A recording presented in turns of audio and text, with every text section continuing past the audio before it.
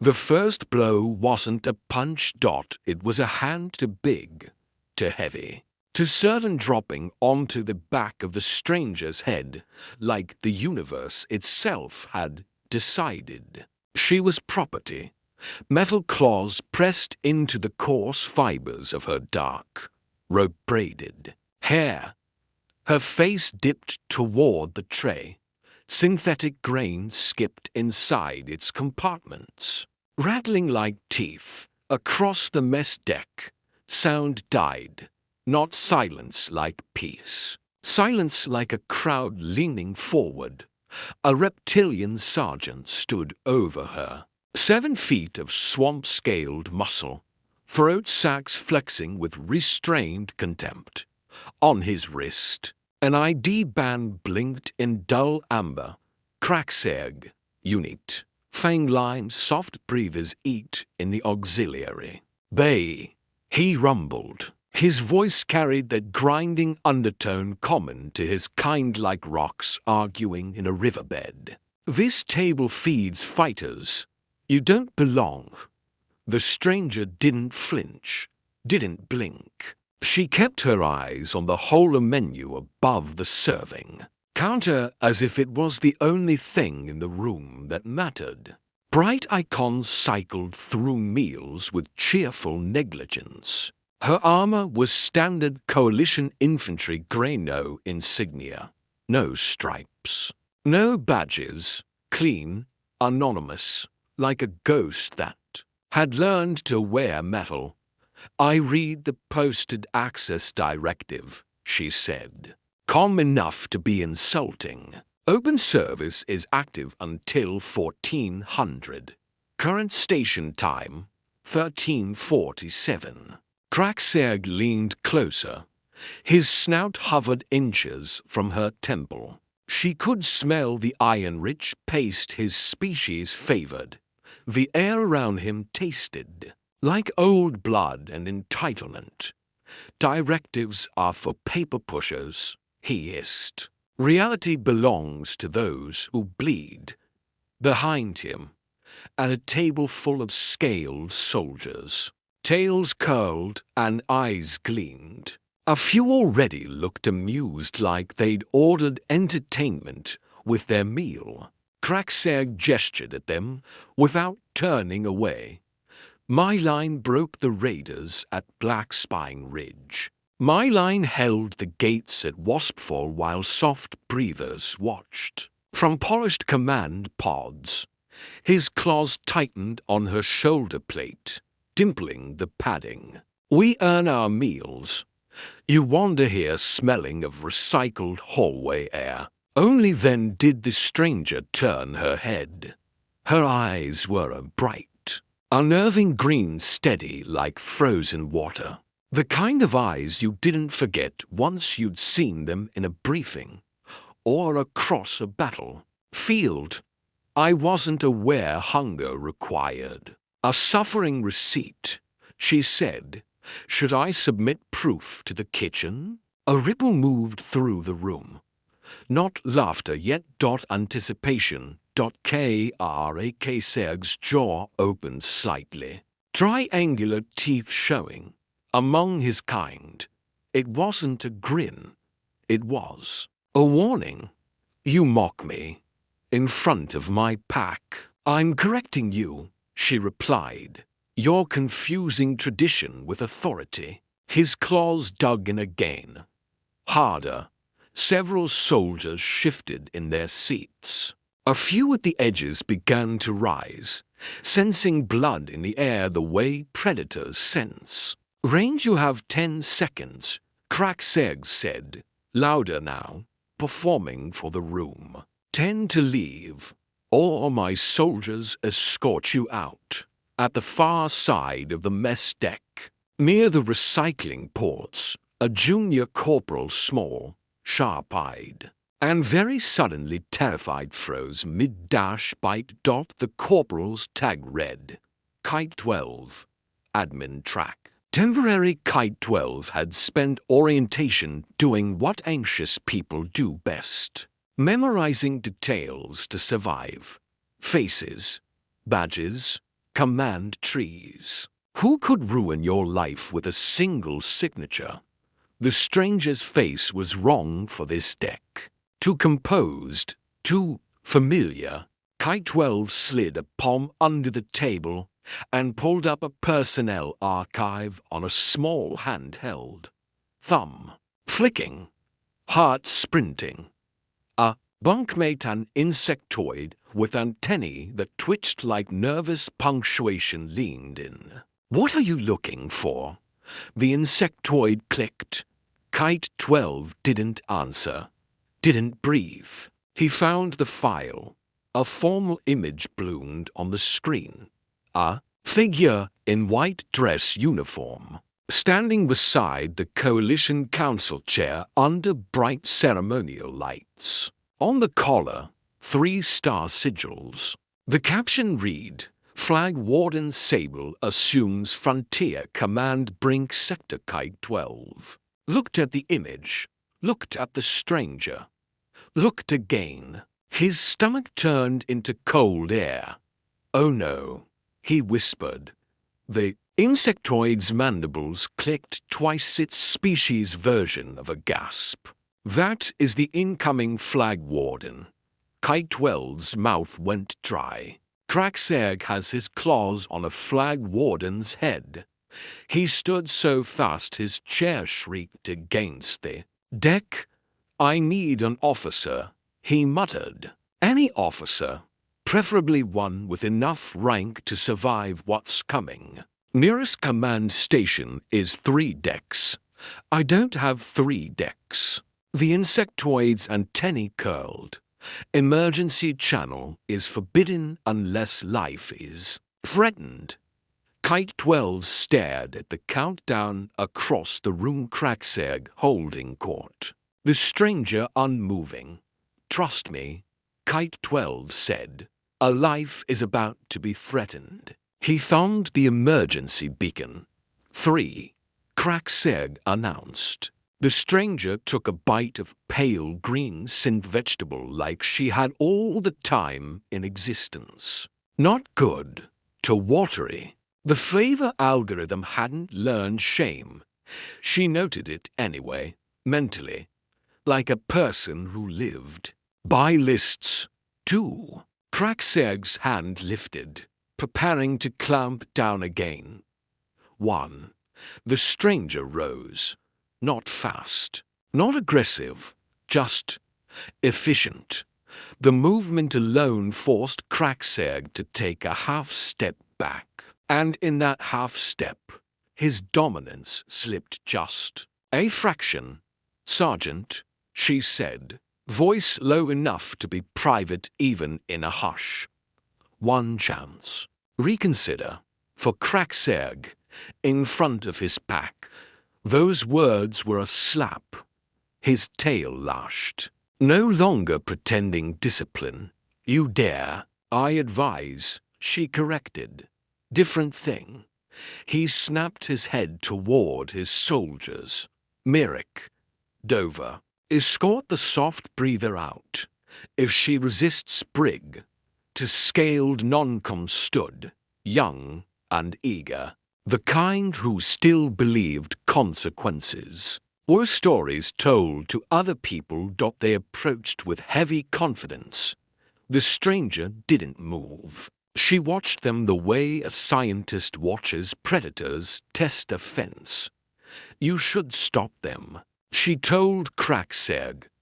"Why would I?" "Because in about 15 seconds, she said. 3 things happen. Craxeg's brow ridge twitched, annoyed. Despite himself.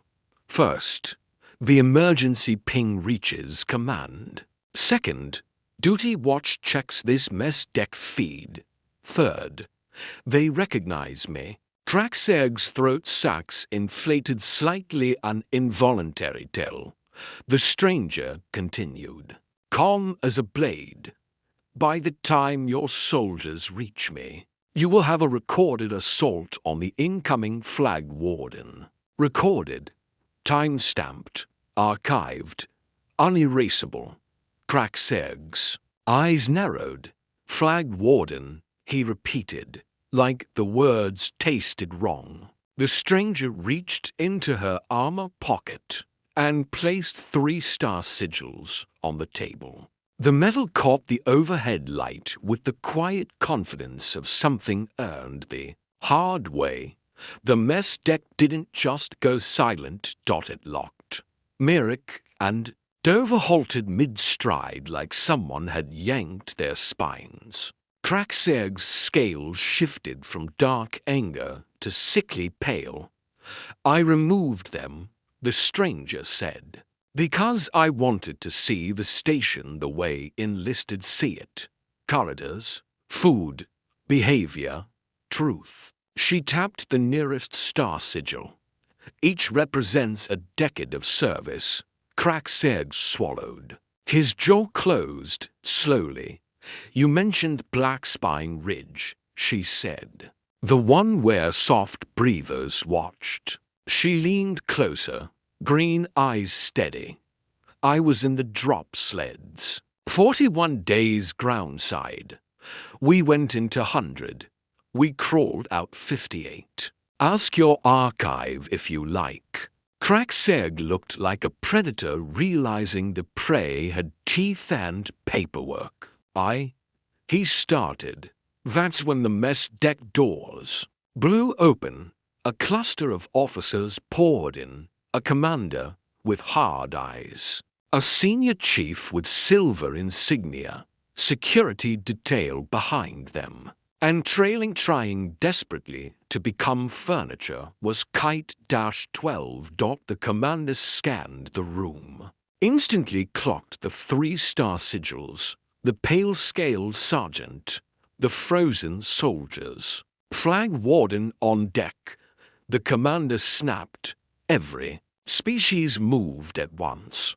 Chairs scraped, boots hit deck, trays clattered. A drink spilled and nobody dared bend to wipe it. The stranger now clearly the flag warden didn't look pleased. "At ease," she said. The exhale across the room sounded like a storm letting go. "Commander," the flag warden said. "Good response. Situation is contained." "Contained?" The commander stared at Cracksegg. "My feed shows assault on a superior officer." "I know the code," the flag warden replied. "With respect," the commander said. "This requires," the flag warden's gaze flicked to her like a warning light. "What requires attention," the flag warden said softly, "is what this station learns today." She stepped toward Cracksegg. He was taller by a foot, wider by 2 shoulders, but somehow he looked smaller with every step she took. "Look at me," she said. Cracksegg did. His eyes were predator eyes, but now they held something else. Fear. Not fear of violence. Fear of consequence. Fear of being seen. "You judged me," she said, "because I'm soft breather, because I wore no rank, because you wanted a target." She paused. "Let the room feel the heat." On Ashfall Corridor, I served beside a scaled sergeant named Drostiron, twice your age. He carried a wounded soft breather 15 kilometers through hostile tunnels. While bleeding from his own side, he didn't ask if the wounded one deserved help. Her voice sharpened without raising volume. He protected his own. Cracksegg's scales shifted gray-green, the color of deep shame in his species. "I'm not caught striking you," the flag warden continued. "You'll learn nothing except resentment." The commander's mouth opened, then shut. Cracksegg's throat worked. "Then, what do you require?" The flag warden turned slightly so the entire room could hear. 30 days, she said. "Mess duty." A tremor passed through the scaled soldiers. You will serve meals, clean, scrub, polish trays, assist kitchen, feed everyone, every species, every rank. You don't decide who deserves to eat. She nodded toward the commander, and he writes a report, not tactics, a study of interspecies cooperation in Ashfall Corridor. Why unity saved us. Crackserg's claws flexed, then stilled. Yes, he rasped. Flag Warden. Good. She reattached the star sigils to her collar with practiced ease. Then she glanced at her tray-cold grain, congealed sauce, and sighed like the universe had committed the real crime. My lunch is ruined, she said. Tragic. She walked toward the exit. Soldiers parted instinctively. At the door. She stopped and turned. Kite 12. The corporal flinched like he'd been shot by a spotlight. You triggered the emergency ping. Yes, Flag Warden. Why? Kite 12 swallowed hard. Because I recognized you. And because what was happening here was a threat to discipline. You bypassed chain procedure. Yes. The Flag Warden studied him for a long second. Then the smallest hint of amusement softened her mouth. Report to my office. At 0900 tomorrow, she said. I need staff who notice faces. Kite 12's expression snapped through. Terror gives, confusion gives, disbelief gives, hope. Double quotes. Yes, Flag Warden. She left. Only after the doors sealed did the mess deck remember how to breathe. The scullery, day 1 of 30, the scullery was humid punishment in metal form. Steam. Sanitizer hiss. Towers of trays. Endless pots with crusted residue that felt like it had been weaponized. The supervisor was insectoid, compound eyes like lenses. Mandibles that clicked with surgical disapproval. Its tag read, RIN 14, culinary oversitron 14, handed Crackserg a scrubbing implement that looked insultingly small for his claws. Deep clean, RIN 14 clicked, solvent bay 7, gloves bay 12, after pots, 1,700. Trays for inspection. Crackserg stared at the mountain of grime. His claws decorated with combat commendations closed around the scrubber. I understand, he said. And he began the shifting week to somewhere between tray 700 and tray 800. Something inside him cracked, not in pain, but in recognition. Soft breathers looked different when you fed them. The insectoid workers weren't strange when they said thank you in their clicking way. Even his own young soldiers stopped meeting his eyes, not out of hatred, but uncertainty. He had become a lesson. And lessons are uncomfortable to look at.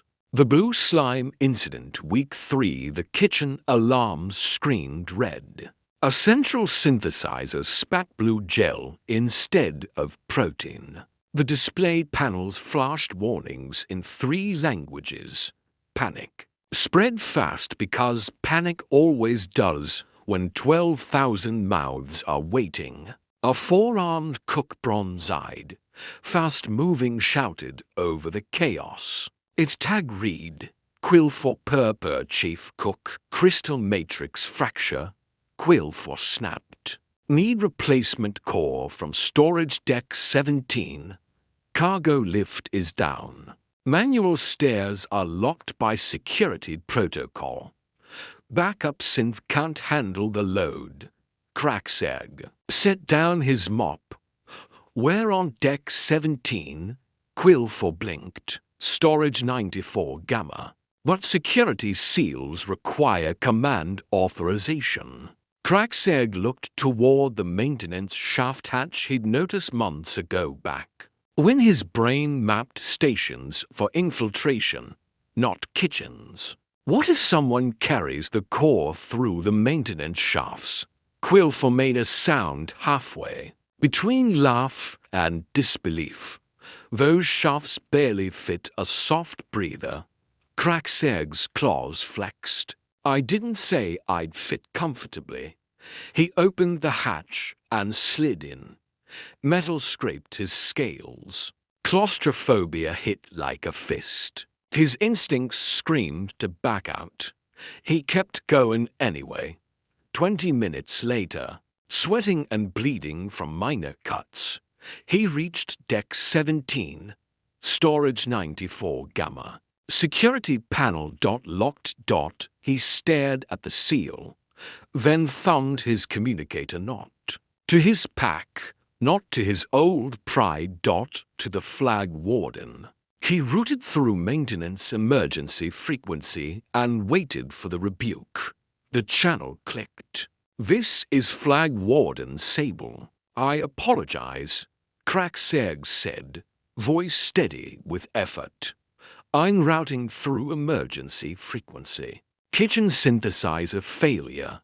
Replacement core is sealed behind command lock. Evening meal is at risk." A pause, long enough to feel like judgment. "You crawled through maintenance shafts to reach Deck 17. "Yes." "Why?" Crackseg stared at the sealed door. "Because 3 weeks ago he wouldn't have cared. Because 3 weeks ago he thought serving was beneath him." He answered anyway. "Because everyone needs to eat. All of them. And right now, it's my job to help feed them." Silence. Then, override. Sable 77 Gamma. The panel beeped. Unlocked.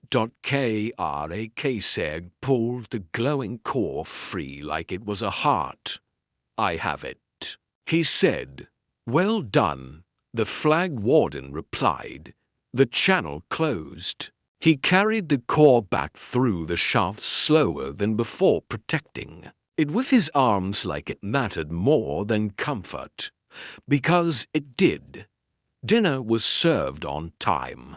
Day 30, the flag warden returned to the scullery with senior officers and one elder from Crackseg's species ceremonial sash, cloudy eyes that still saw too much. Crackseg stood at attention. Steam curled between them like fog on a battlefield.